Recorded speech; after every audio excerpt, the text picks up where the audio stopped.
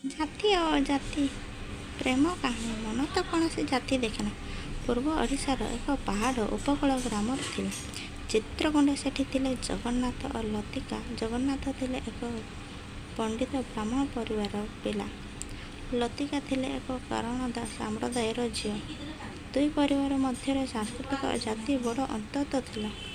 ଗାଁର ବିଦ୍ୟାଳୟ ଦୁଇ ଜଣଙ୍କ ଏକ ଶ୍ରେଣୀରେ ପଢ଼ୁଥିଲେ। ଆଦିରୁ ଲତିକା ଶାନ୍ତ ଓ ଅଧ୍ୟୟନ ପ୍ରତି ଗମ୍ଭୀର ଥିଲେ, ଆଉ ଜଗନ୍ନାଥ ତାକୁ ନୀରବ ଭାବେ ଭଲ ପାଉଥିଲେ।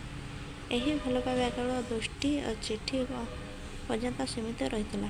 ପରେ MS ପଢ଼ିବା ଲତିକା ଗାଁକୁ ଫେରିଲେ। ଗଣଶିକ୍ଷା କାର୍ଯ୍ୟରେ ଓ ଜଗନ୍ନାଥଙ୍କ ମେଡ଼ିକାଲ ଅଫିସର ଭାବେ ଯୋଗ ଦେଲେ। ଏବେ ସେମାନେ ସାମ୍ନାସାମ୍ନି ହୋଇଥିଲେ। ଭିତରର ଭଲ ପାଇବା ଆଉ ଲୁଚି ପାରୁନଥିଲା।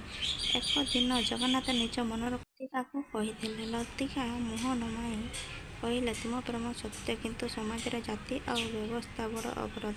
ତେବେ ଜଗନ୍ନାଥ ତାଙ୍କ ପିତାମାତାଙ୍କ ସମ୍ମୁଖରେ ଅବସ୍ଥାନ ନେଲେ। 3 ଦିନ ଅନ୍ନ ଜଳ ତ୍ୟାଗ କରି ଶପଥ ନେଲେ ଯେ ଲତିକାକୁ ବିବାହ କରିବେ।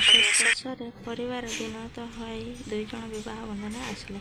ଗାଁ ଆଶ୍ଚର୍ଯ୍ୟ ହେଲେ। କିଛି ଜଣ ଆପତ୍ତି କଲେ, କିନ୍ତୁ ଅନେକ ଯୁବା ଦମ୍ପତି ପ୍ରେରଣା ନେଲେ। ସେମାନେ ଏବେ ଜଣେ ଦମ୍ପତି ନୁହଁ, ଜାତି ବିରୋଧରେ ଏକ ଆନ୍ଦୋଳନର ପ୍ରତୀକ। ମନ ତ କୌଣସି ଜାତି ଦେଖେନି। ଭଲ ପାଇବା ହୁଏ ନିର୍ମଳ ଭାବରେ।